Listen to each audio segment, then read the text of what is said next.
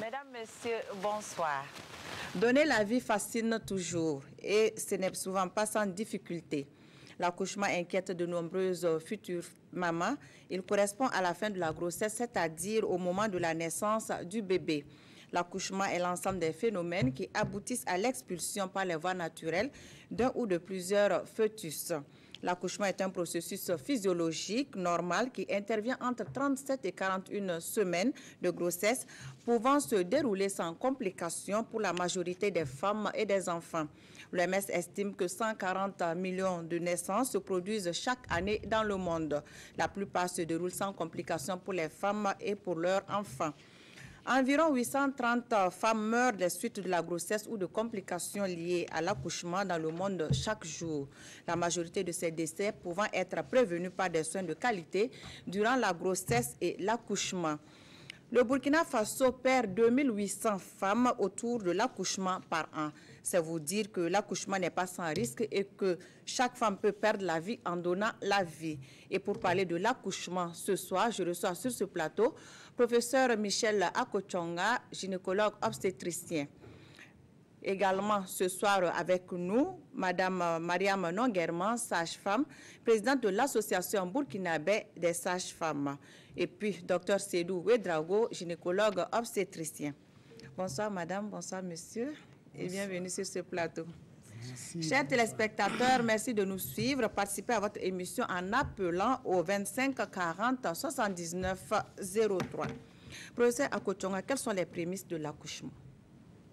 Bonsoir Madame Dao, merci de me faire l'honneur de m'amener sur ce plateau. Je voudrais, avec votre permission, dire ma profonde gratitude d'abord à mon cher maître, le professeur Alionou, qui m'a donné tout en gynéco et en obstétrique, et de même qu'à mes maîtres de Dakar et de Lomé. Je voudrais remercier sincèrement les sages-femmes qui m'ont encadré pendant ma formation et rendre un vibrant hommage à toutes les femmes burkinabées qui risquent leur vie tous les jours pour donner naissance à un enfant qui va bâtir notre pays. Alors, pour en revenir à votre question, c'est pour me demander comment une femme sait qu'elle va accoucher. Tout à fait. Alors, d'abord, on va prendre le cas où la femme connaît l'âge de sa grossesse. Elle est entre 8 et 9 mois et elle a des douleurs au bas-ventre. Ce sont les contractions utérines qui sont involontaires, spontanées, intermittentes, qui ne dépendent pas de la volonté de la femme. Ensuite, il y a un besoin fréquent d'aller uriner. Et quand cette femme va aux toilettes, ce sont des petites quantités d'urine qui sortent. Et c'est ce qu'on appelle la pollakiurie. Enfin, la femme a au niveau de la vulve des glaires brunâtres ou sanguinolentes. Quand ces trois signes sont réunis, c'est que la femme doit se dire qu'elle est sur le point d'accoucher. Voilà. Docteur Ouedraogo, à quel moment doit-on aller à la maternité et comment doit se faire le choix de la maternité? Ok, merci bien. Et donc, je profite aussi pour remercier le professeur Akochonga, qui est notre maître au niveau de l'université, et aussi c'est eux qui nous ont encadrés jusqu'à ce que nous devenions gynécologues obstétriciens. Voilà. Donc, pour revenir à la question, à quel moment doit-on se rendre à la maternité? Lorsqu'il y a une douleur sur une grossesse à terme, présumée à terme, la femme doit forcément aller voir au niveau de la maternité. S'il y a une perte des os, ça veut dire que la poche des os s'est rompue, il y a du liquide qui s'écoule par les voies génitales, elle doit se dire que il se peut que ce soit le travail, elle doit aller forcément à l'hôpital. S'il y a aussi des céphalées, des vertiges, et des crampes, il faut qu'elle se dirige vers l'hôpital. Voilà. Il peut aussi avoir des contractions. Les contractions, c'est ça qui sont les douleurs. Là. Si c'est rythmé et que ça fait 2 à 3 contractions toutes les 10 minutes, ça veut dire que l'accouchement est imminent. Il faut qu'elle aille rapidement à l'hôpital. Voilà. Voilà. Et comment se fait le choix de la maternité? On peut aller dans n'importe quelle maternité? Habituellement, comme la femme est suivie dans une maternité pour sa consultation prénatale, de prime abord, c'est là-bas qu'elle doit se rendre. Et arrivé là-bas maintenant, ils vont faire le point. Et depuis là-bas, lors de la consultation prénatale, ils ont déjà décidé de où elle va accoucher parce qu'au vu des antécédents, ils peuvent décider de là où elle va accoucher. Si elle a déjà eu des césariennes, ou bien elle a une cardiopathie, une néphropathie associée à la grossesse, ce n'est pas au même lieu. Si elle n'a aucun risque, elle accouche dans la maternité où elle a fait sa CPN, si c'est surtout dans les CSPS. Maintenant, s'il y a des complications comme elle a déjà eu une césarienne par exemple, là, il faut qu'elle aille dans un centre où on peut l'opérer. Voilà, si c'est des cardiopathies, néphropathies, il faut qu'elle ait un niveau supérieur. Voilà. Madame Longuerma, comment se fait normalement, je dis bien normalement, l'accueil de la femme enceinte à la maternité? Oui, bonjour Madame Dao, et merci au professeur Akotionga et au docteur Ouedraogo. Ils sont nos patrons de tous les jours, car les gynécos et les sages-femmes, nous cohabitons ensemble. Tout à fait.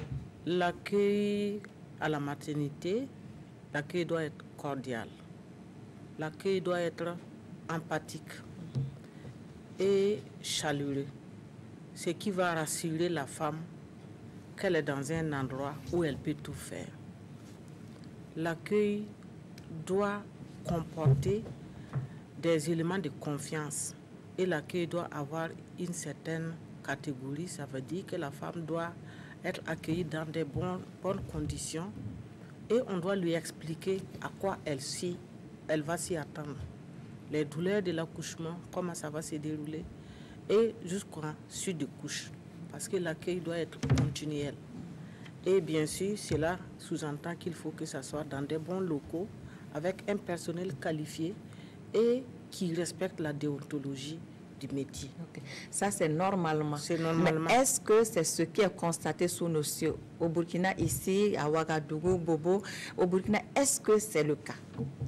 Oui, je peux dire que c'est dans certains endroits, c'est le cas, mais pas à tous les endroits. Parce que les prestataires ne sont pas au même niveau. Mais c'est ce que nous forçons de dire aux gens, accueillez bien les femmes. Parce que l'accouchement, c'est un art. L'art avec l'art, la dextérité avec laquelle vous allez enlever le bébé compte. Mais ce qui compte le plus, c'est l'accueil. Nous devons vraiment bien accueillir les femmes.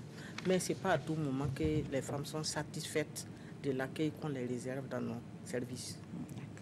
Docteur Ouedraogo, quelles sont les différentes phases du travail?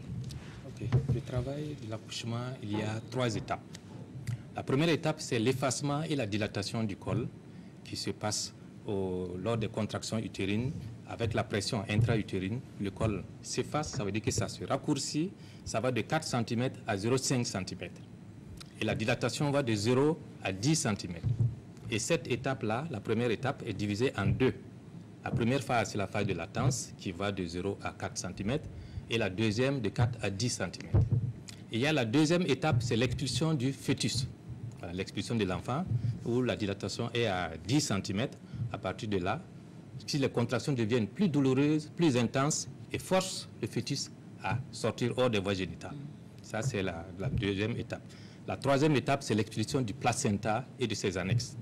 Après un petit repos, les contractions utérines reprennent et expulsent le placenta et ses annexes hors des voies génitales. Voilà. Et là, ça complète un peu l'accouchement chez la femme. D'accord. Professeur Akotionga, y a-t-il combien de types d'accouchement? L'accouchement est dit spontané quand il se déclenche de lui-même. Il est provoqué quand il y a une intervention extérieure. Il est naturel s'il s'effectue sous l'effet de la seule physiologie et dirigé quand on intervient. Par exemple, même quand on rompt les membranes et qu'on place une perfusion, c'est un travail dirigé. Il est artificiel quand il est le résultat d'une intervention manuelle ou instrumentale, que ce soit par voie basse ou par voie abdominale. C'est le grand jour, celui de la naissance de votre bébé. Vous voulez savoir comment cela se passe en pratique? Quel est le parcours à faire avant de tenir bébé dans les bras? Je vous invite à le découvrir dans ce reportage réalisé dans les services de maternité du CHU Yalgado Ouedraogo et de Bogodougou. Un reportage signé Ismaël Diloma Sirima. Lorsqu'une femme enceinte et à terme arrive dans les services de maternité du CHU Yalgado Ouédraogo et celui de Bogodogo, elle passe d'abord par la salle de tri. Dans cette salle, on l'examine pour apprécier le niveau d'urgence. Si tout semble normal, la future maman est conduite dans un box pour une phase d'attente. On a fait le dossier en salle de tri là-bas. Donc elle vient avec le dossier pour que les sages-femmes maintenant chargées de suivre maintenant l'évolution jusqu'au travail, jusqu'à l'accouchement plutôt, puissent faire leur point aussi. Voilà, il y a ce que se dit là-bas et après elles se font une idée de ce que c'est. Et après il y a une d'elles qui va la suivre jusqu'à l'accouchement.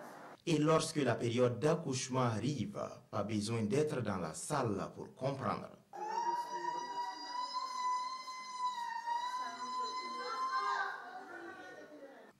Après la délivrance, le bébé est conduit dans une salle de réanimation où il subit ses premiers contrôles sanitaires. Pendant ce temps, la maman est transférée dans une salle de suivi. Ça permet de surveiller et de dépister les éventuelles complications qui pourraient survenir. Et dès qu'elle passe les 24 premières heures ici, au moins les 12 premières heures, après elle est transférée en salle d'hospitalisation. Cependant, certaines femmes font face à des complications.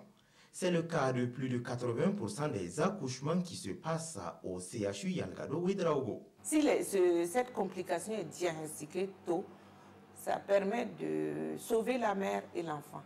Il y a ce qu'on appelle les ruptures utérines qui sont secondaires à des problèmes mécaniques, comme on dit, qui ont été méconnus. Il y a les complications liées aux hémorragies pendant.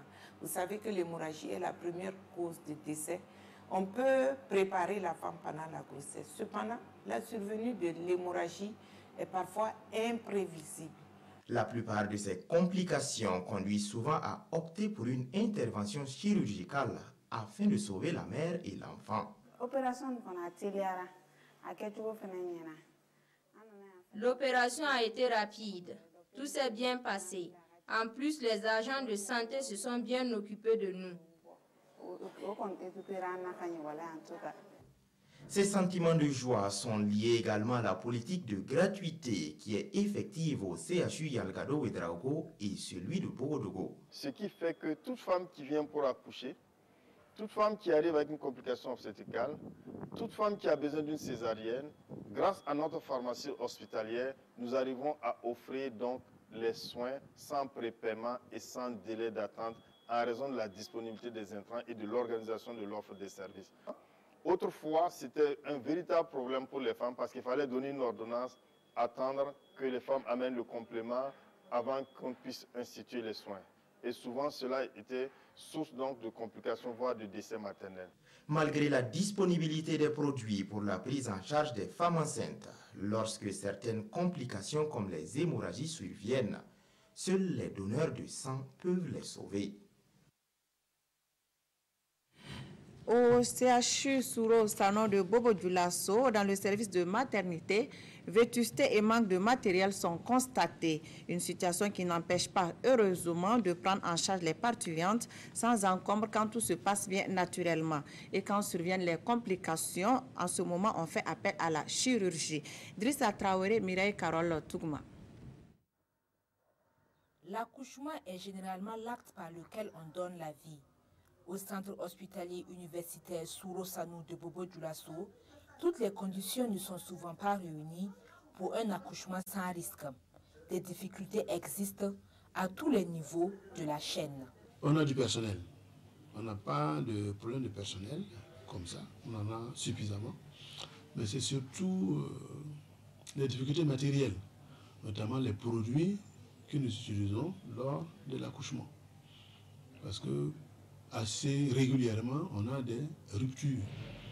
Et quand je dis produits qui manquent, il y a un produit particulièrement que nous utilisons beaucoup, mais régulièrement, on appelle ça le sulfate de magnésie, que l'on utilise pour des femmes qui ont des complications de l'hypertension pendant la grossesse. En gros, par mois, on a une 50aine de femmes qui ont besoin de ce produit-là. Mais depuis 6 mois, on n'en dispose pas. Dans l'année, nous recevons près de 10 000 femmes ici, dont près de 7 500 à 8 000 urgences Et parmi ces urgences, vous avez près de 5000 accouchements, 1500 césariennes, c'est beaucoup.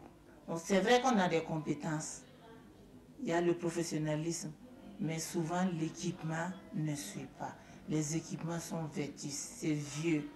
Vous voyez, le matériel de soins courants, pas toujours disponible. L'accouchement dystocique, il y a des petits appareillages dont nous ne disposons pas. À cela s'ajoutent des complications à l'accouchement auxquelles le personnel de santé est souvent confronté. Bon, les complications que nous rencontrons ici, c'est surtout les saignements.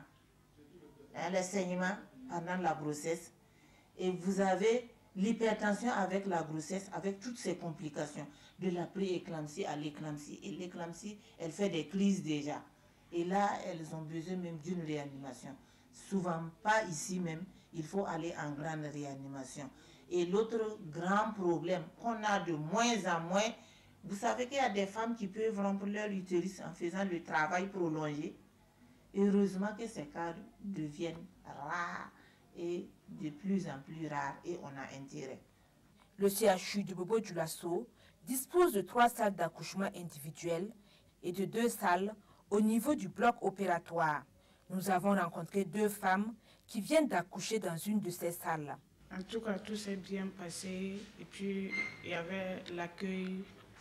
Les dames se sont bien occupées de moi. Et puis, tout s'est bien passé. C'était pas facile, mais avec leur soutien, ça va. Ça s'est bien passé. À part les douleurs, au niveau de l'accouchement, j'ai pas eu de problème comme ça. Depuis que je suis là, on s'est bien occupé de moi. Seulement, le jour de l'opération, je suis venue à 9h. Et c'est à 15h qu'on a pu m'opérer. Ça m'a beaucoup fatiguée. Le plus grand hôpital de Bobo-Dioulasso accueille les complications venant de la région des Hauts-Bassins et des régions environnantes. Et au personnel de santé de demander plus de patience et de clémence aux accompagnants et aux autorités et bonne volonté des appareils de pointe, notamment des monitorings. Le CHU Yalgado Ouedraogo enregistre en moyenne 35 à 45 accouchements par jour et celui de Bogodogo a enregistré près de 7400 accouchements pour la seule année de 2018. Des accouchements qui se font souvent dans des conditions qui restent à désirer. Des salles exiguës, vétustes et en nombre insuffisant avec pour conséquence immédiate des patientes couchées à même le sol. À cela s'ajoute le problème de la qualité des équipements mis à la disposition ou carrément le manque ou l'absence de certains équipements qui impactent négativement les prestations. Ismaël Diloma Sirima. Pour la seule année de 2018, le CHU de Bogodogo a enregistré plus de 7400 accouchements, dont plus de 2600 par césarienne. Le CHU Yalgado Ouedraogo tourne avec une moyenne de 40 accouchements par jour.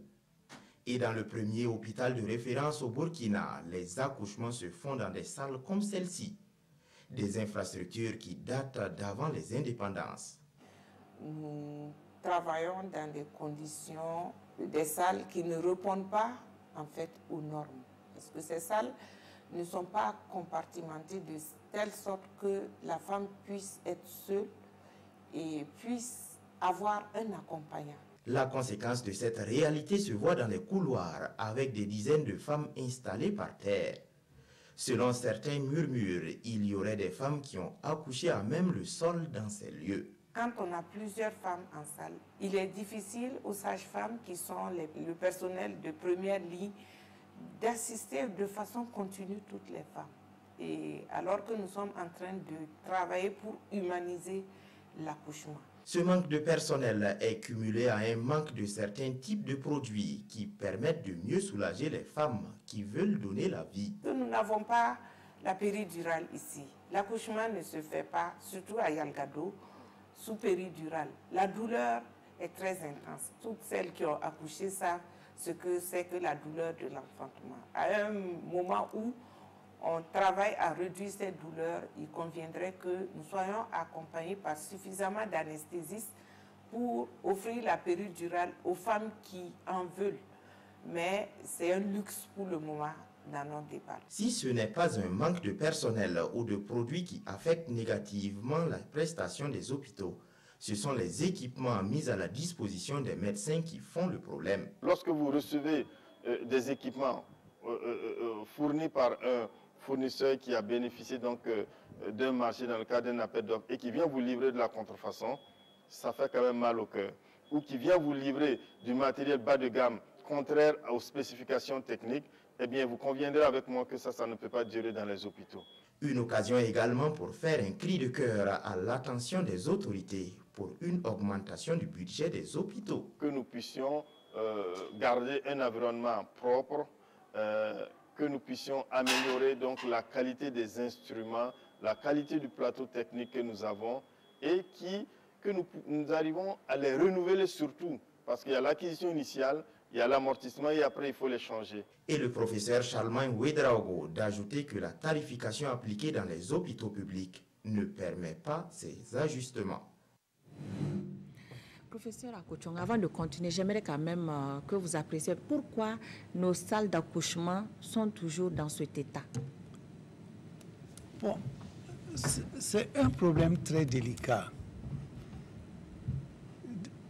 Partout, ce sont les mêmes vieux bâtiments, le même vieux matériel qu'on ne renouvelle pas. Le professeur Chiba, le professeur Ouedraogo viennent de le dire. Et malheureusement, on a l'impression que là-haut, les gens ne sont pas au courant de ce qui se passe. Or, je pense quand même... Parce que vous ne transmettez pas, l'information n'est pas transmise ou alors il y a quel problème? Si, il y a quand même des directeurs dans chaque hôpital. Je pense que... Bon, en tout cas, c'est très difficile. On n'évolue pas.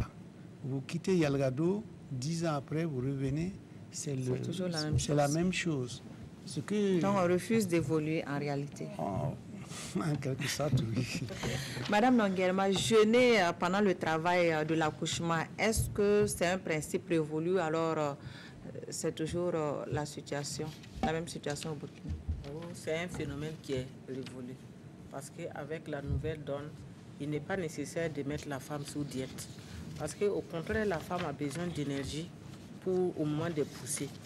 Donc, ce n'est pas la peine de lui mettre sous un quelconque diète, de ne pas manger, de ne pas boire. Avant, on pouvait dans les salles d'accouchement, les femmes qui ont les bouches sèches, elles veulent boire, on dit de ne pas boire. Elles veulent manger, on dit de ne pas manger. Je comprends à l'époque parce qu'on avait cru que, puisque avant, pour faire les césariennes, on faisait l'anesthésie générale.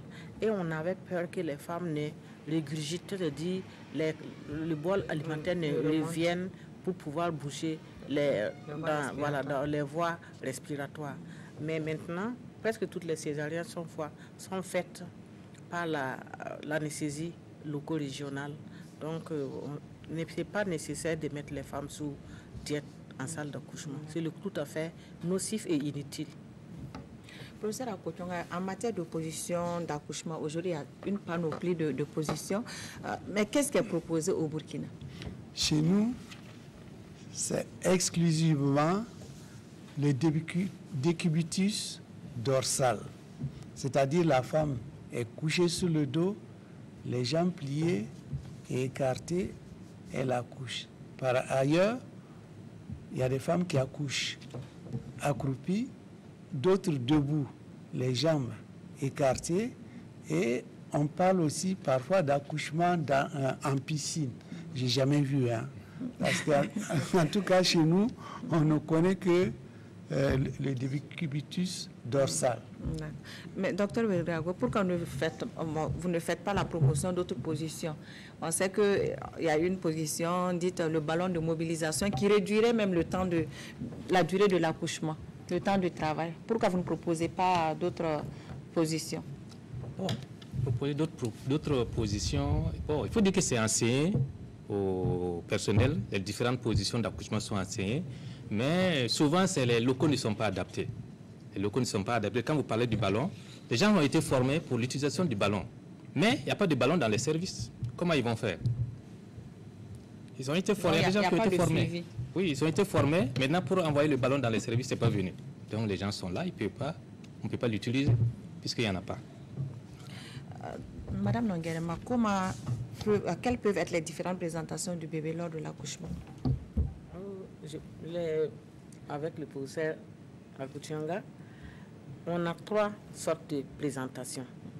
La plus courante, c'est la présentation, ce que nous disons céphalique. L'enfant se présente par la tête.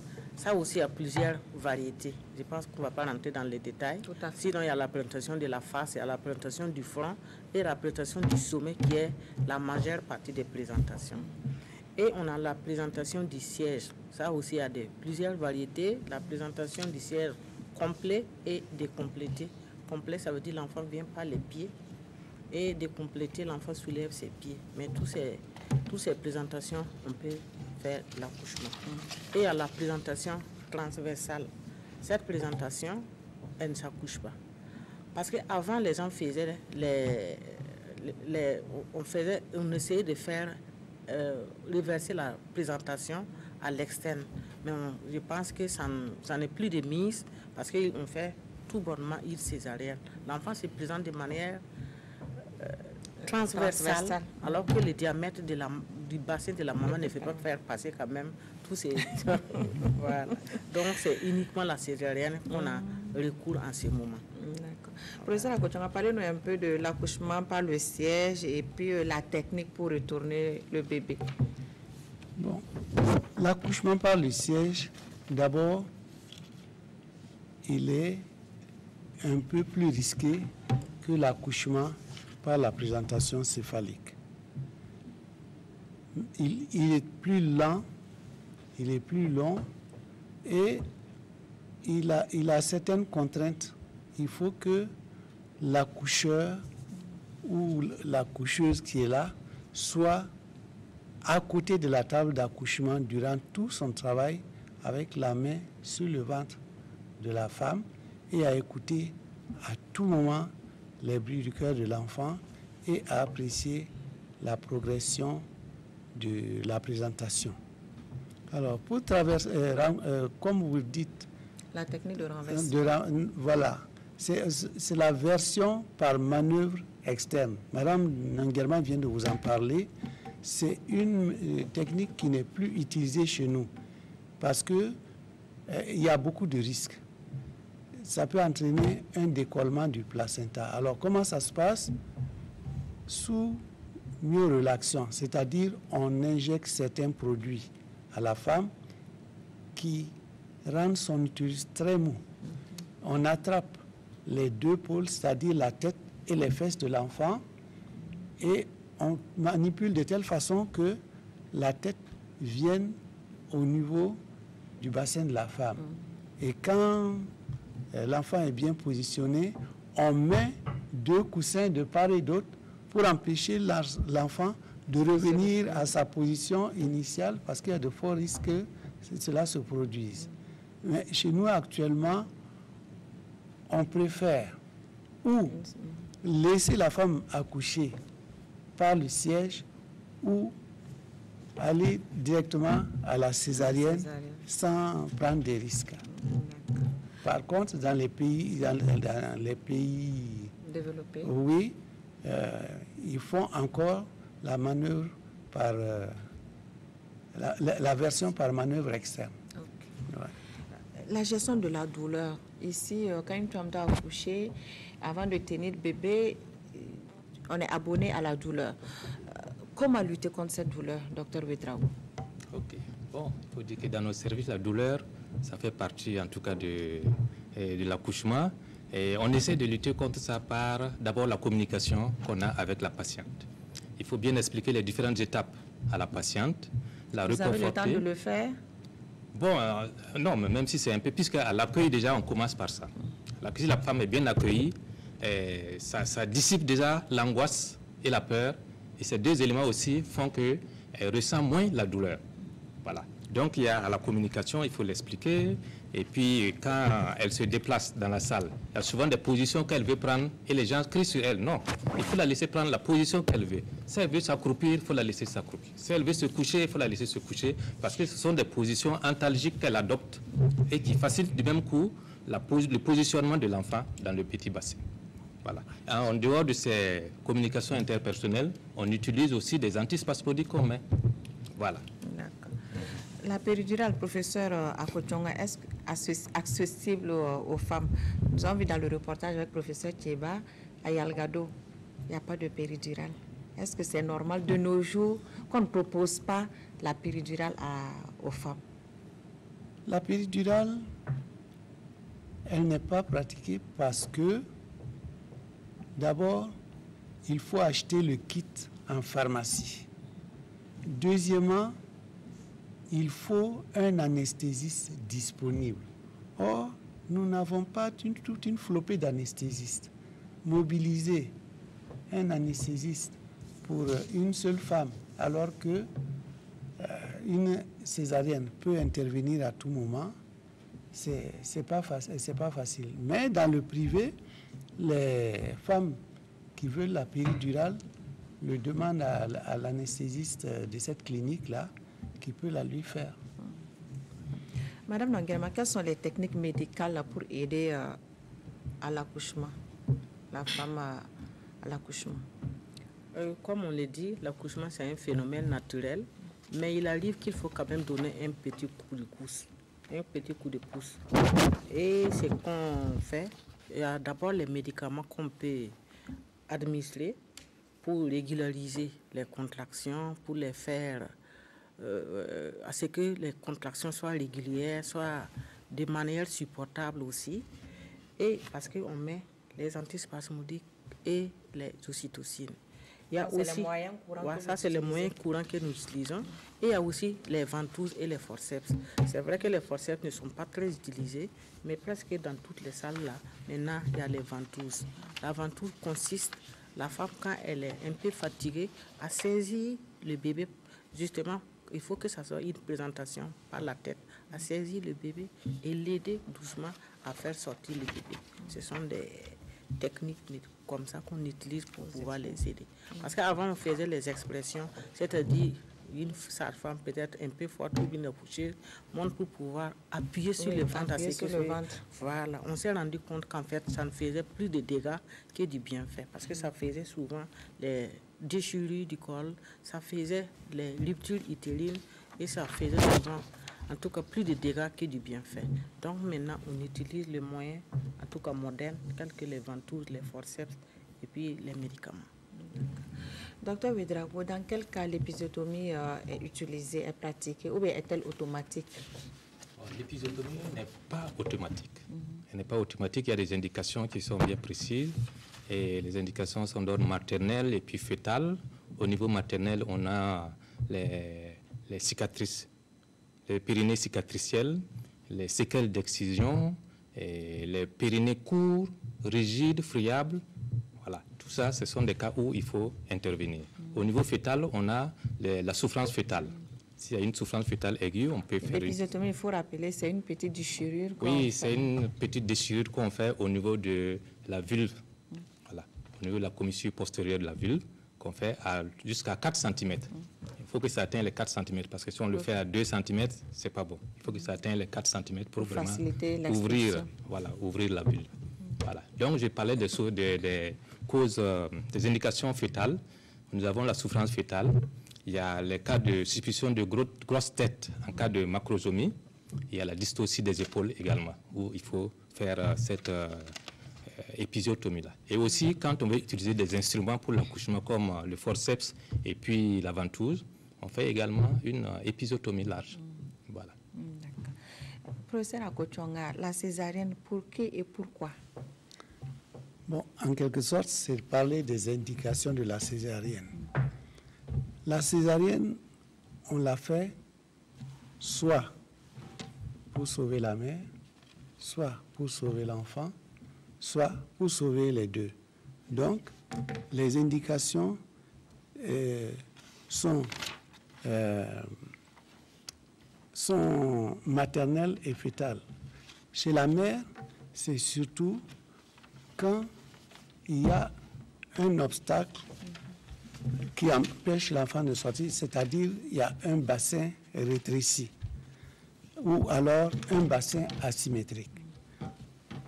quand il y a un obstacle prévia, c'est-à-dire une femme qui a une grossesse avec un gros fibrome qui va bloquer la tête de l'enfant, à partir de ce moment, il faut absolument opérer. Le docteur Ouedraogo l'a dit, si une femme a déjà accouché 2 fois par césarienne, nécessairement, il faut qu'elle s'accouche par césarienne. D'autre part, une femme qui entre en travail et au cours du déroulement de ce travail, les contractions utérines deviennent mauvaises et donnent un risque à l'enfant, il faut opérer. Quand il y a certaines maladies maternelles, comme l'hypertension, les cardiopathies, un diabète non équilibré, un cancer du col patent, ou bien l'herpès, qui est une maladie virale très contagieuse, on ne laisse pas la femme accoucher, il faut faire la césarienne. Ah ouais. Quand c'est le fœtus, c'est quand il est gros, ou alors il a une mauvaise position qui ne permet pas la sortie. Alors, d'autre part, quand l'enfant souffre, la souffrance fœtale aiguë, quand il y a un placenta prévieux, c'est-à-dire le placenta normalement est au fond de l'utérus, mais quand il est au niveau du col et empêche l'enfant de sortir, il faut faire césarienne. Parfois, j'ai parlé tantôt de l'hématome rétroplacentaire. Quand il y a un décollement prématuré d'un placenta normalement inséré, si quelqu'un prétend que l'enfant est vivant, en général l'enfant est mort, mais si quelqu'un prétend que l'enfant est vivant, il faut absolument opérer. Mais de plus en plus, nous avons des césariennes par convenance personnelle. Les femmes qui viennent demander parce qu'elles ne veulent pas subir les douleurs. Les douleurs, parce qu'il n'y a pas de prise en charge de douleurs, donc on préfère une anesthésie, une césarienne pour pouvoir juguler la douleur. Voilà. Il y a là aussi la césarienne de sécurité. C'est une femme qui a perdu 2 ou 3 enfants juste avant le terme, sans aucune explication. Alors, quand cette femme a une grossesse, dès que l'enfant atteint la maturité, c'est-à-dire aussitôt après 37 semaines, on enlève l'utérus. En gros, voilà pourquoi. Le fœtus. Voilà, voilà pourquoi. Ah, pardon, j'ai dit l'utérus. Bon, excusez-moi, c'est le fœtus. Voilà en gros pourquoi on fait la césarienne. Mais l'impact psychologique sur l'accouchement, l'accouchement a un impact psychologique sur la femme? Absolument, parce que quand la femme est stressée, elle a peur de l'accouchement, il y a un impact psychologique. Quand la grossesse est illégitime, c'est-à-dire, ou alors sans auteur clair, c'est-à-dire qu'au dernier moment, le monsieur dit non, ce n'est pas moi et tout ça, ça a un impact psychologique. Alors, certaines vont jusqu'à faire un trouble du comportement qu'on appelle la psychose puerpérale. Découvrons à présent les questions des téléspectateurs avec Viviane Tiendrebego.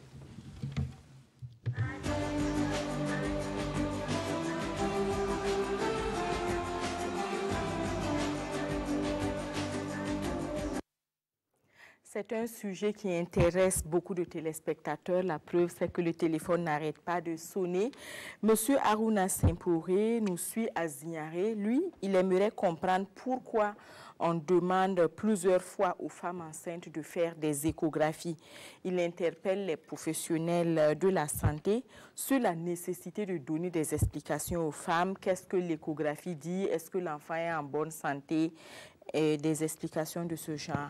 Madame Rose, qui, elle, nous a appelé de Ouagadougou, elle explique sa situation. Au terme de sa grossesse, elle a eu des saignements et quand elle est allée pour consulter, on lui a dit que ce n'était pas un début de travail, Mais c'est 2 jours plus tard que les saignements ont recommencé.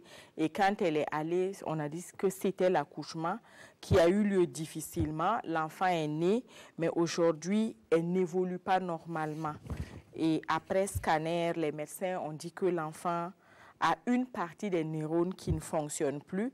Et sa question, c'est est-ce qu'une meilleure prise en charge dès les débuts des saignements aurait permis d'éviter cela? En bref, elle aimerait comprendre si les saignements, le retard et la difficulté de l'accouchement n'ont pas eu d'incidence sur son bébé. Monsieur Ousmane Ouedraogo, lui, nous a appelé de Saint-Cancé. Il demande de parler en français facile. Qu'est-ce qu'une parturiente? Pourquoi? Qu'est-ce que des contractions utérines? Pour quelqu'un qui suit et dont le niveau de français n'est pas arrivé à un bon niveau, il aimerait quand même qu'on parle en français facile. Et lui plaide pour qu'on équipe les districts sanitaires du Burkina, comme celui de Bitou, d'appareils en quantité suffisante pour rendre l'échographie accessible au plus grand nombre de femmes. Monsieur Ousseni Ouedraogo, Suisse Santé Mag à Ouagadougou, il a appelé pour exprimer son indignation vis-à-vis de certains professionnels dans nos maternités. Il explique, il remarque que beaucoup de professionnels n'ont pas d'empathie et il suggère la mise en place d'équipes d'inspection, voire d'équipes de surveillance qui pourraient passer pour s'assurer de la qualité du travail. Il a remarqué aussi qu'aujourd'hui, les femmes n'accouchent plus comme nos grands-mères qui avaient 8, 9, 10 enfants. Et il aimerait comprendre pourquoi cela. En dehors du fait qu'on parle de planning familial, il aimerait comprendre pourquoi de nos jours, les femmes n'arrivent pas à faire 8, 9 ou 10 enfants. Et son autre question, c'est est-ce que les produits occidentaux que nous utilisons n'y sont pas pour quelque chose? Madame Bibata Sawadgo est à Kaya, c'est une professionnelle de la santé et elle aimerait savoir comment poser le diagnostic d'une disproportion fœto-pelvienne, ce sont les mots, et d'un défaut d'engagement avec dilatation stationnaire. D'abord en français facile, si vous pouvez nous expliquer ce que c'est et puis l'aider à poser son diagnostic. Monsieur Bourema Yambré nous a appelé de Ouarghaï. Lui aimerait que vous parliez du temps moyen qu'une femme peut mettre entre le début du travail et l'accouchement. Est-ce qu'on peut évaluer à 1 heure? Est-ce qu'on peut dire que c'est 3 heures? Ou est-ce que cela varie d'une femme à une autre? Madame Aïsseta Ouedraogo, elle nous a appelé de Ouagadougou. Elle est enceinte de 8 mois et demi et sa dernière échographie a révélé que l'enfant avait le cordon enroulé autour du cou. Automatiquement, on lui a dit qu'elle devait accoucher par césarienne. Et pour elle, c'est une grosse source d'inquiétude. Et sa question, est-ce qu'il n'y a pas d'autre possibilité pour elle d'accoucher naturellement en dehors de la césarienne? Madame Solmangre Kafando nous a appelé de Wayuvia. Elle a entendu sur ce plateau que la femme peut adopter la position qu'elle veut pour accoucher. Et elle vous demande, est-ce que c'est vraiment possible qu'une femme arrive et dise, moi je veux m'accroupir pour accoucher? Et son autre question, c'est comment concilier hypertension et grossesse pour un accouchement heureux. C'est tout pour la première partie des questions des téléspectateurs. Merci à Viviane d'atteindre.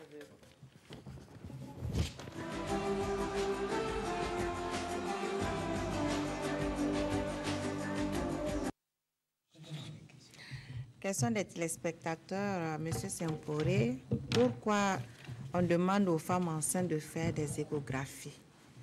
Professeur Akochonga.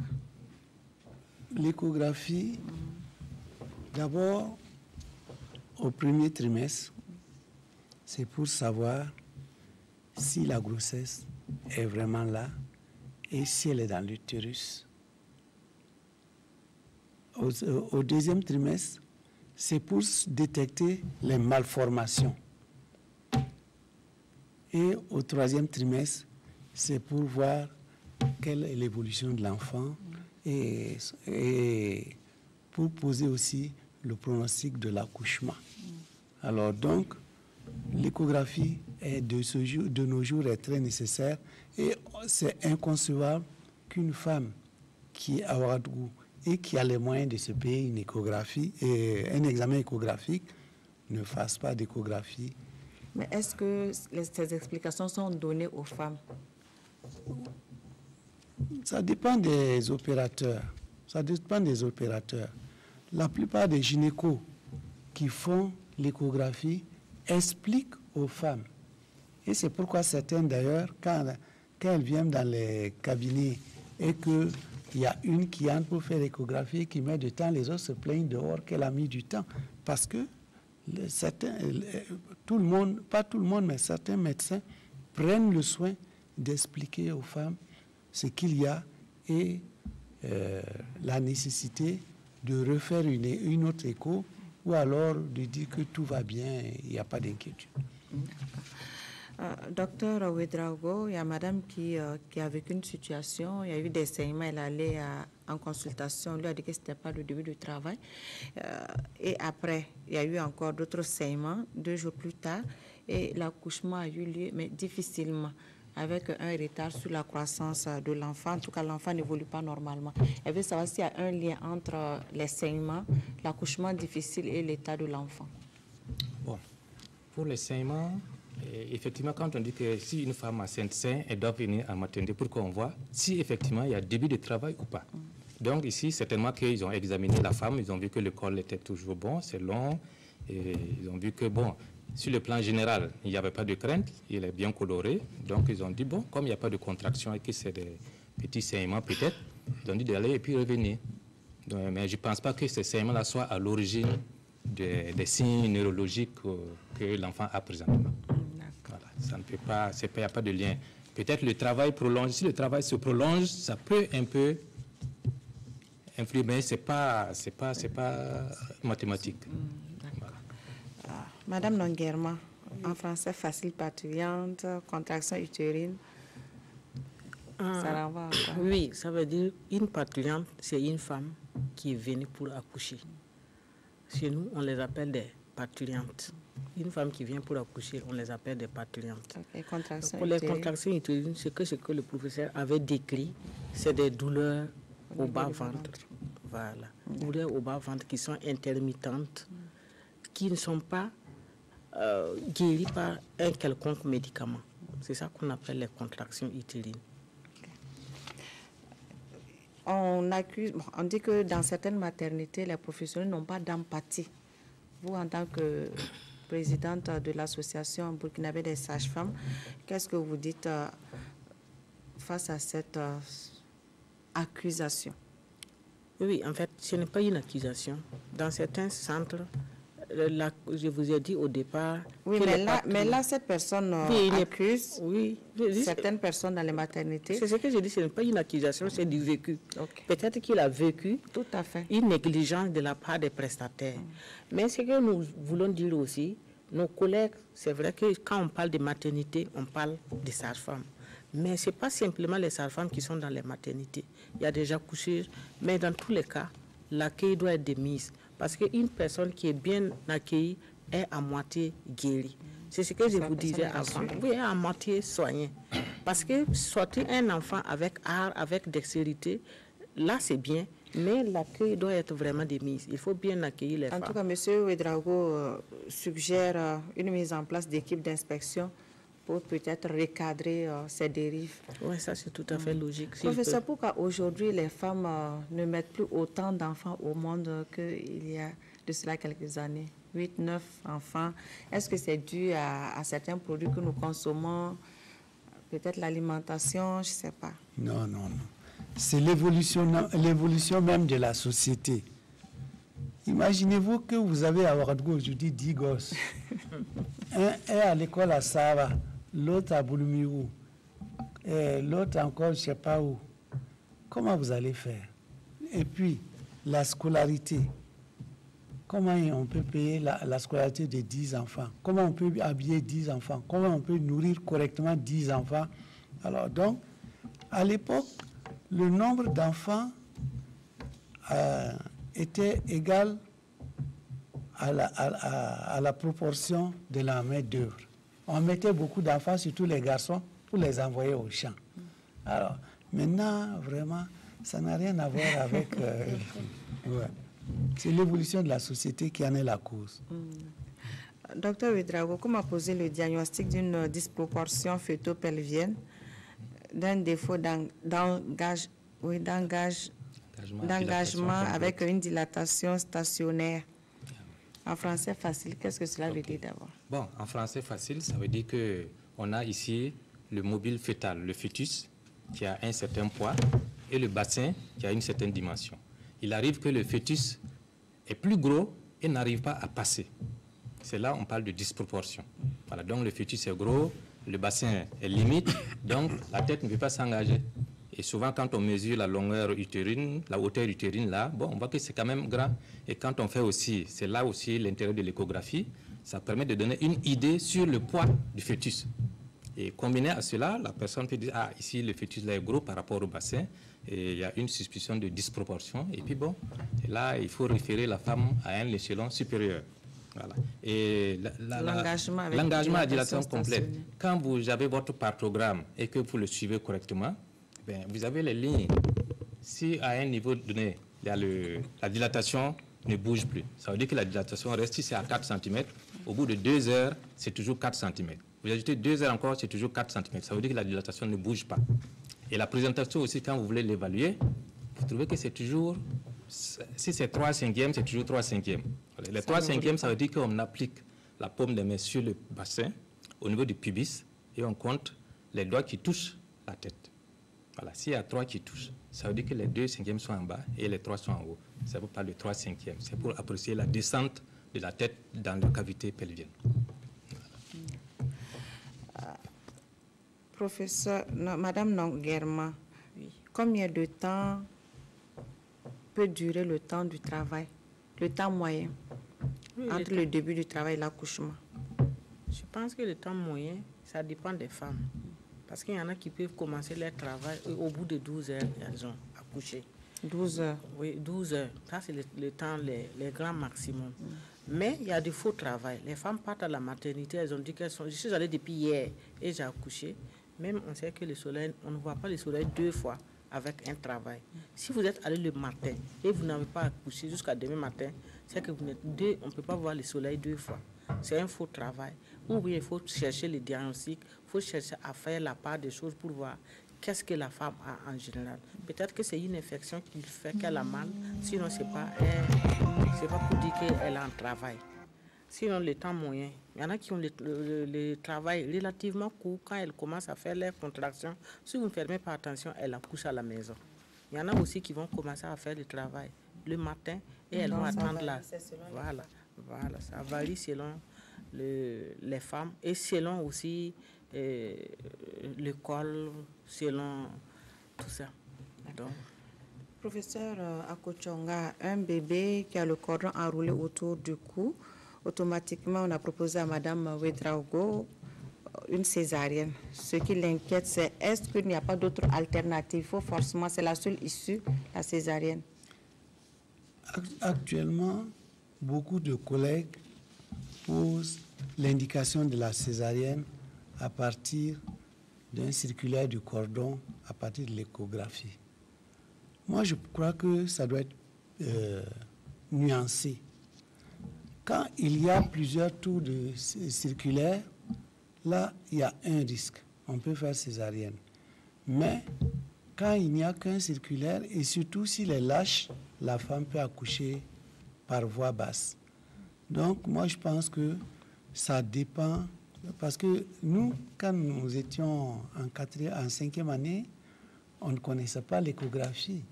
Et puis, le diagnostic du circulaire à l'échographie n'est pas toujours forcément exact, parce que le cordon peut se poser sur le cou sans l'avoir enroulé. Alors donc, je crois que ça dépend des cas. D'accord. C'est vrai qu'on n'a pas toutes ces précisions ici. Ouais. Docteur Ouedraogo, est-ce que ici, c'est vrai que c'est une seule position qui est proposée pour l'accouchement? Est-ce que une femme peut demander à adopter une position où elle est à l'aise, spécifique pour accoucher? Est-ce que vous êtes d'accord pour l'accompagner? Ben oui, si elle adopte une position, on doit pouvoir l'accompagner. Mais maintenant, il faut si que elle le demande praticien, à s'accroupir. Si elle demande à s'accroupir, il faut que le praticien qui va l'accompagner puisse savoir les mécanismes, parce qu'en ce moment, les mécanismes sont inversés. Quand elle était sur le dos, on sait comment ça passe. Quand maintenant elle s'accroupit, les mécanismes sont maintenant inverses. Et il faut que le prestataire mette ça dans sa tête pour pouvoir la surveiller. Voilà, c'est ça seulement la difficulté. Sinon, il y en a, mais il y a des femmes qui accouchent dans le taxi. Dans le taxi, c'est comment? C'est en position assise. Qu'elle accouche dans le taxi, c'est en position assise que l'enfant sort. Voilà, ça veut dire que, bon, à la maternité, on peut s'organiser pour qu'elle accouche de cette façon-là, si elle veut. Et comment concilier hypertension et grossesse? L'hypertension et la grossesse, c'est la surveillance. Il faut surveiller, prendre ses médicaments comme indiqué et surtout respecter aussi les rendez-vous. Voilà, parce qu'il y en a quand ils prennent les médicaments et que ça va, ils ne prennent plus. Voilà, et jusqu'à ce que, bon, ça les terrasse et là, ça devient compliqué. Il faut suivre les indications, les médicaments, respecter les rendez-vous pour qu'on puisse corriger si ça ne va pas. Voilà. Professeur Akochonga, la menace d'accouchement prématuré, notre paire de manches, est pour la future mère et pour le médecin. Effectivement. Comment gérer ça? D'abord, l'accouchement prématuré est celui qui intervient entre 28 semaines d'aménorrhée et 37 semaines d'aménorrhée. Alors, la menace, l'attitude dépend du degré de la menace. Le mieux dans la menace, c'est de prévoir cette menace-là pendant le suivi de la grossesse et empêcher la menace de s'installer. Alors, mais quand la menace s'installe, il y a deux attitudes.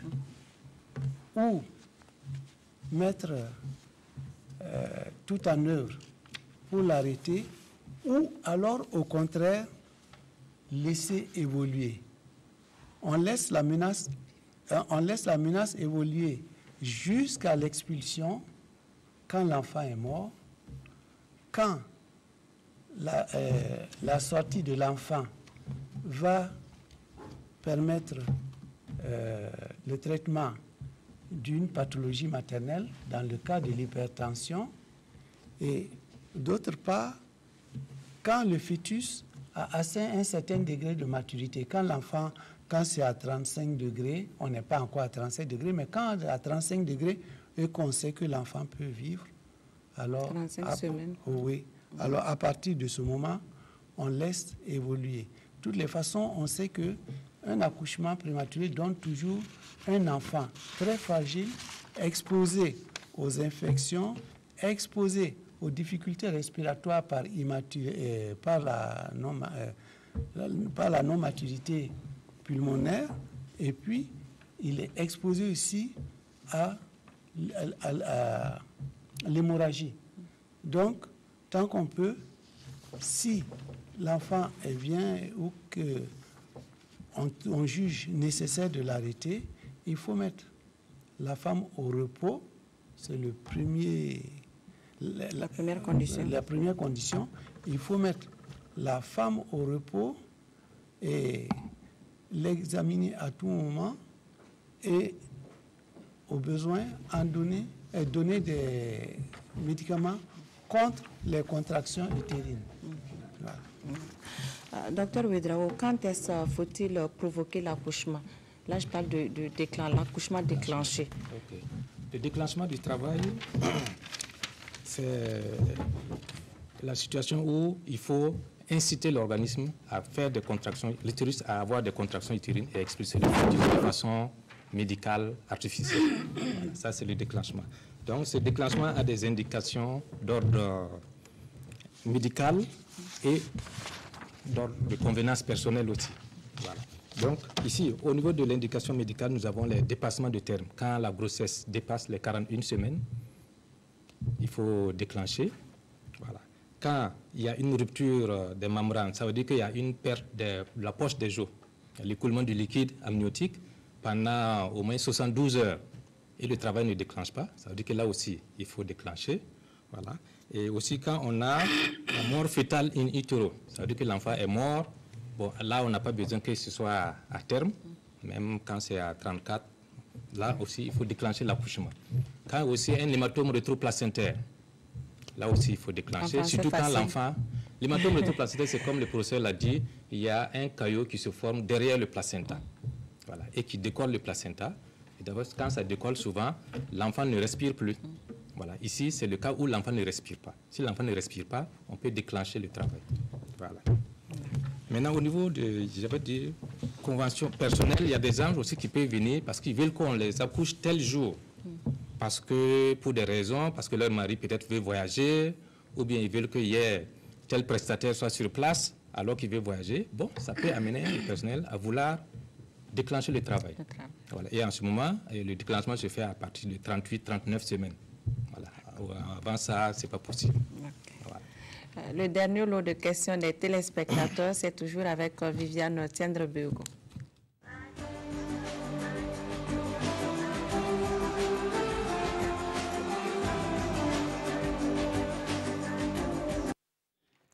Alors, Monsieur Ouseni Ouedraogo revient sur l'affaire des grossesses multiples. L'explication du professeur ne l'a pas satisfait. Il veut savoir est-ce que les femmes d'aujourd'hui n'ont pas un problème physiologique pour avoir 8, 9 ou 10 enfants.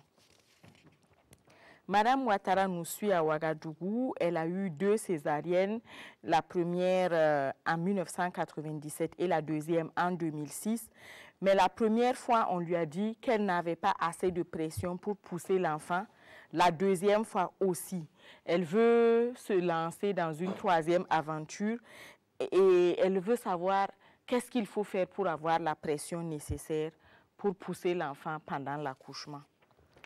Une de nos téléspectatrices, une jeune fille de 25 ans qui a voulu garder l'anonymat, dit qu'elle a eu des pertes blanches depuis longtemps. Elle a consulté et après prélèvement, examen, on lui a dit qu'il n'y a rien. Actuellement, elle est enceinte et elle constate que les pertes blanches continuent. Et plus grave encore, elle a des démangeaisons. Et sa question, c'est qui consulter pour avoir une solution définitive à son problème. Madame Léa Bonkongu est à Ouagadougou. Elle, sa préoccupation, c'est est-ce que l'accouchement sans douleur est accessible dans nos structures publiques? Sinon, pourquoi et à quand est-ce qu'on peut espérer disposer de cette prestation-là? Parce qu'elle estime que c'est également un droit de la femme que de pouvoir choisir d'accoucher sans douleur. Madame Lalogo Nezerbo Aïcha Ayaba, elle aussi revient sur le problème de l'accouchement sans douleur. Est-ce que cela est possible partout au Burkina Faso? Et son autre question, c'est qu'est-ce qui explique la fréquence des morts nées chez les diabétiques? Souvent, elle a remarqué qu'en cas d'accouchement, on injecte des produits aux femmes pour faciliter le processus d'accouchement et elle pense qu'il arrive souvent qu'il y ait une surdose, un surdosage. Est-ce qu'en cas de surdosage, il n'y a pas de risque pour le bébé? Monsieur Koudrou nous a appelé de Tougouri. Sa question s'adresse à Madame Nonguerma. Il a constaté que dans les CSPS, les femmes sont mal accueillies et très souvent. En tant que présidente de l'amicale des sages-femmes, qu'est-ce que vous entendez faire? Qu'est-ce que vous entendez entreprendre comme activité pour résoudre ce problème? Madame Sidibé suit Santé Mag à Bobo-Dioulasso. Elle aimerait comprendre une situation qu'elle a vécue. Une femme enceinte est allée en consultation en début de grossesse. On lui a demandé de faire une numération de la formule sanguine et au regard des résultats, on lui a demandé de doubler la dose de fer. Mais après 2 mois de traitement, et elle a refait l'examen et le taux de fer a fortement baissé. C'est moins même que la première fois. Comment est-ce qu'on peut expliquer cela et qu'est-ce qu'il faut faire pour remédier à la situation? Monsieur Nyambré Bourema Awargaï revient sur le problème que les agents de santé ont à accueillir, par exemple, une femme qui a accouché à la maison ou en cours de route? Qu'est-ce qui explique la réticence des agents de santé à prendre en charge ce genre de cas? Madame Ouedraogo, elle suit Santé Marque depuis Dakar. Elle a accouché par césarienne et 10 mois plus tard, elle a subi une opération pour lui retirer ses fibromes. Elle précise qu'elle a 35 ans et sa question c'est quel est le temps d'attente pour elle avant de contracter une autre grossesse? Est-ce qu'elle peut accoucher par voie basse? C'est tout pour les questions des téléspectateurs d'aujourd'hui. Merci, Viviane.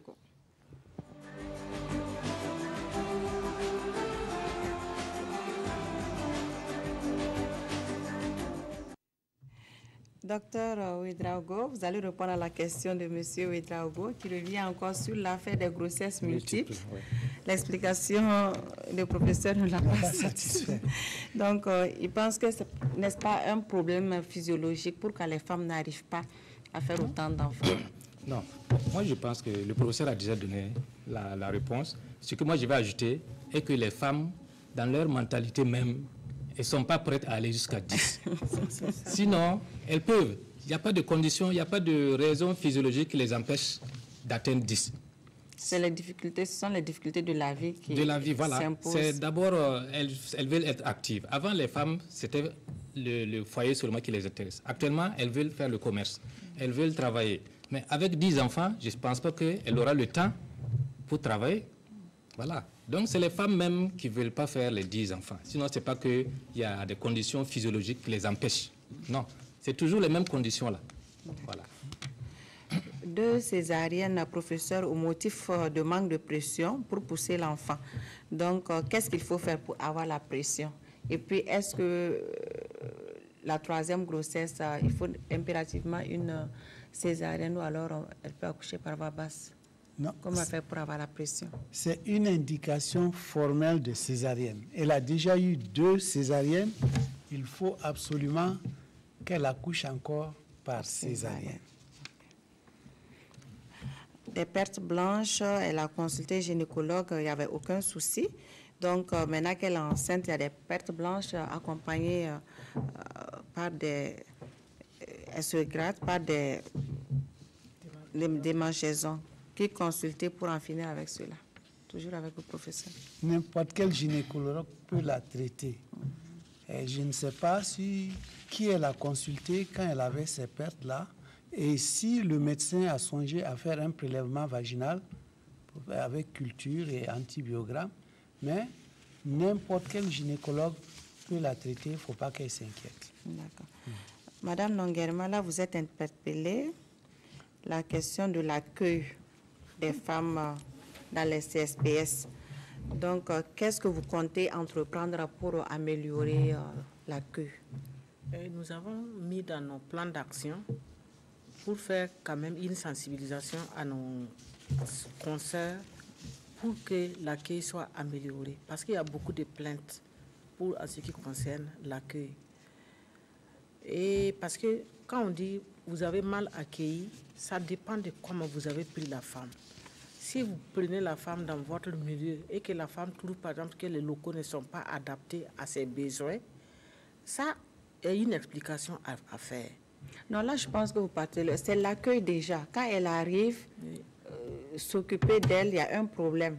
Apparemment, l'accueil n'est pas très bien apprécié.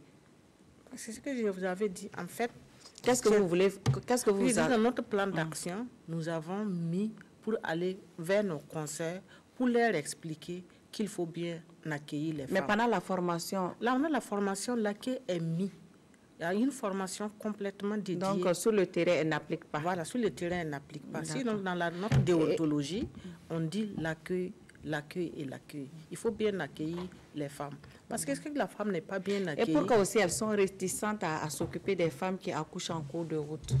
Non, je ne pense pas que c'est peut-être que c'est un cas exceptionnel. Sinon, toutes les femmes qui ont accouché à domicile, dans les taxis, qu'elles soient venues par moto ou par voiture, on les accueille, on les enregistre et on fait les soins au bébé et à la maman. Maintenant, peut-être que ça, c'était un cas exceptionnel et avec un prestataire exceptionnel. Sinon, à l'hôpital, on met accoucher à domicile, on les traite. Accoucher dans le taxi, le docteur Ouedraogo le disait, on les traite. On ne peut pas refuser de s'occuper d'une femme parce qu'elle a accouché en dehors des centres de santé. Docteur Ouedraogo, la question de la péridurale est revenue, l'accouchement sans douleur. C'est un droit. Pourquoi ce droit n'est pas respecté au Burkina? Et quand est-ce qu'on peut espérer bénéficier de ce droit-là dans nos structures sanitaires publiques? Parce que ce qui nous limite dans la péridurale, on a dit que c'est l'anesthésiste qui n'est pas disponible, parce qu'il n'y en a pas beaucoup.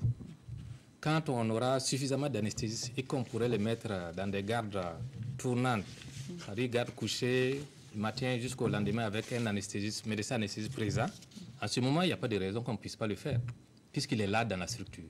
Mais actuellement, leur nombre est vraiment très limité et c'est eux qui font presque tout. Quand il y a des urgences, quand il y a des soins d'urgence à faire, c'est eux qu'il faut appeler. Bon, si on les met ça encore, ils vont se surmener. Voilà. Sinon, je pense que ça vient parce qu'ils sont formés à Ouagadougou. Donc, dans peu de temps, bon, je crois qu'on aura suffisamment d'anesthésistes pour pouvoir offrir ces soins-là. Madame Nonguerma, est-ce que souvent pendant l'accouchement, vous injectez des produits pour faciliter le processus? Est-ce qu'il arrive qu'il y ait surdosage? Et s'il y a surdosage, cela n'impacte-t-il pas la vie du bébé? Est-ce qu'il n'y a pas de conséquences? Non, surdosage, je ne sais pas. Est-ce qu'on peut avoir un surdosage? Parce que normalement, les produits qu'on injecte, généralement, c'est les ocytocines qu'on injecte pour régulariser les contractions, pour un peu aider la femme à accoucher dans de bonnes conditions. Les surdosages, je ne pense pas. Peut-être que l'agent soit mal formé pour ne pas bien surveiller la femme, d'accord. Mais les surdosages, je ne pense pas qu'il y ait des surdosages, qu'il y ait un impact vraiment sur le bébé ou bien sur la maman. Professeur Akochonga, il y a Madame Sidibé qui a vécu une situation, une femme enceinte qui va en consultation, en tout cas, on a prescrit une numération de la formule sanguine. Au regard des résultats, on a demandé à doubler la prise de fer, sa dose de fer, et après 2 mois de traitement, les résultats, le taux de fer a fortement baissé. Et comparativement au début du traitement, même les taux étaient meilleurs qu'après le traitement. Qu'est-ce qui peut expliquer cela? D'abord, est-ce qu'elle a été régulière dans la prise de son fer? Le fer qu'elle prend, est-ce qu'il est bien dosé? Et si, voilà. Et si ces 2 conditions sont remplies, il n'y a qu'une solution. Il faut aller consulter chez un hématologue. Docteur Ouedraogo, Madame Ouedraogo qui a accouché par césarienne, puis après une opération de fibrome, 10 mois après la césarienne, donc elle précise qu'elle a 35 ans. Quel est le temps d'attente parce qu'elle veut faire un second bébé? Ok. Bon. Et puis, est-ce qu'elle peut accoucher par voie basse? Accoucher par voie basse, avec les 2 interventions rapprochées, ça ne sera pas facile. Voilà, ça ne sera pas facile. Et pour le délai, bon, vu son âge de 35 ans, bon, je me dis que 6 mois après, elle peut prendre sa grossesse. Parce qu'elle a 35 ans, sinon si elle avait les 25, on va lui dire d'attendre 2 ans. Voilà, mais bon, à 35 ans, on voit que bon, en ce moment, le taux de fécondité là baisse beaucoup. Bon, à partir de 6 mois, elle peut commencer à chercher. Nous sommes presque à la fin de cette émission. Mais professeur Akochonga, quels sont les problèmes qui peuvent survenir au cours de l'accouchement et comment réduire les risques liés au décès? D'abord, devant toute femme qui vient pour accoucher, il faut apprécier le terrain. Il faut prendre son carnet, voir tous les examens qu'elle a déjà faits, voir tous ses antécédents avant de se lancer dans cet accouchement-là. Parce qu'il n'y a pas un seul accouchement sans risque. Alors, les problèmes qui peuvent survenir, il y a pendant le travail, après la sortie de l'enfant et après la délivrance. Pendant le travail, c'est surtout les contractions et les dilatations du col qui causent des problèmes. Je vous dis aussi, il y a la rupture utérine peut survenir. Mais ça, c'est quand on n'a pas pris les précautions nécessaires. Et puis, il y a la souffrance fœtale de l'enfant dont j'ai parlé tout à l'heure. Et puis, il y a l'hématome rétroplacentaire dont Ouedraogo aussi a parlé tout à l'heure. Et après la sortie de l'enfant, c'est l'hémorragie. Cette hémorragie peut être due soit à une déchirure du col, une déchirure du vagin, un hématome périgénital ou encore il y a aussi des accidents urinaires tels que la fistule vésico-vaginale. Chez l'enfant, il y a la bosse sérosanguine qui est une accumulation de liquide sous la peau de la tête. Il y a le céphalématome qui, lui, est une hémorragie intracrânienne chez l'enfant parce que on n'a pas bien apprécié le bassin et que l'enfant a souffert. Et il y a un autre accident qui est le plus redoutable, c'est l'embolie amniotique. L'embolie amniotique, c'est quand le liquide amniotique passe dans la circulation sanguine de la femme. Ça, dans 99% des cas, on ne peut rien, c'est la mort certaine. Après la délivrance, c'est l'hémorragie qui est l'hémorragie de la délivrance, c'est-à-dire une hémorragie qui vient de l'endroit où était collé le placenta et qui survient dans les 24 heures après l'accouchement. Il y a aussi l'inversion utérine, la rétention placentaire. Le placenta ne sort pas, il est collé, et ça c'est surtout dans les cas des placentas accreta. Parce que normalement, le placenta adore à la face interne de l'utérus, mais il y a la caduque qui se décolle facilement après l'accouchement. Mais le placenta accreta, c'est comme si le placenta poussait des racines qui entraient jusqu'au sein du muscle de l'utérus. Dans ce cas, souvent, ça cause beaucoup de problèmes. Et quand on tire dans cette situation, on peut aboutir à une inversion utérine. L'inversion utérine, c'est quoi? Après l'accouchement, l'utérus étant mou et le placenta étant très collé, quand on tire avec force, le fond de l'utérus vient sortir par le col. Et c'est ce qu'on appelle l'inversion utérine. Donc, toutes ces complications-là, il faut y faire face cas par cas.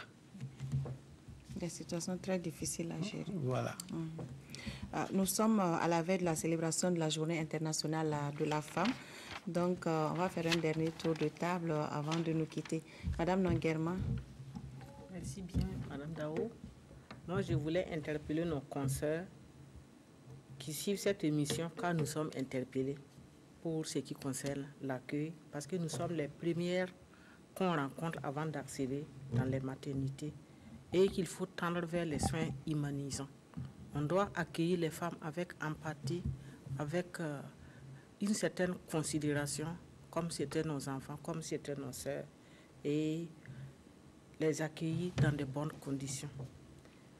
Je ne saurais terminer sans dire joyeuse fête aux sages-femmes, parce que nous sommes d'abord sages-femmes, nous sommes d'abord femmes avant d'être sages-femmes. Joyeuse fête aux femmes et du courage pour les femmes, parce que nous voyons que les femmes se battent au Burkina. C'est elles qui font tout. Un de nos autorités disait que si on sortait le matin, 80% des gens qu'on rencontrait à 45 heures du matin, c'était uniquement des femmes, parce qu'elles se battent nuit et jour pour survenir aux besoins de la famille et tout aux besoins de toute la communauté. Donc, bonne fête à toutes les femmes et à toutes les sages-femmes. Docteur Ouedraogo. Bon, effectivement, nous sommes à la veille du 8 mars. On va souhaiter une bonne fête à toutes les femmes du Burkina Faso. Et ce que j'ai. Et pour terminer, professeur Akochonga. Comme je l'ai dit au début de cette émission, je rends un vibrant hommage à toutes nos mères qui risquent leur vie chaque jour pour donner la vie. Je conseille à toutes les femmes enceintes de se faire suivre correctement par un personnel qualifié et d'accoucher dans une maternité. Et que Dieu bénisse toutes les femmes du Burkina. Okay. Merci, professeur. Chers téléspectateurs, merci de nous avoir suivis. Santé Max s'achève aujourd'hui. Et toute l'équipe de production se joint à moi pour vous souhaiter une bonne fête du 8 mars avec l'ardent espoir qu'aucune femme ne perdra la vie en donnant la vie. Merci de nous avoir suivis. Bonsoir. Nous vous proposons la protection santé groupe PSG, l'assurance santé au coût bien étudié pour tout regroupement de personnes légalement constituées, entreprises, associations, syndicats, ordres, etc., composés d'au moins 10 employés. Profitez de l'assurance santé complètement modulable nationale ou internationale avec une couverture de vos frais de santé au choix à 50, 60, 70, 80, 90 et même à 100%. Hospitalisation, soins dentaires, soins optiques et encore plus. Pour tout type d'assurance, appelez-nous au 25 31 77 75 ou rendez-vous dans une de nos agences. Au groupe GA, on vous croit, on vous suit.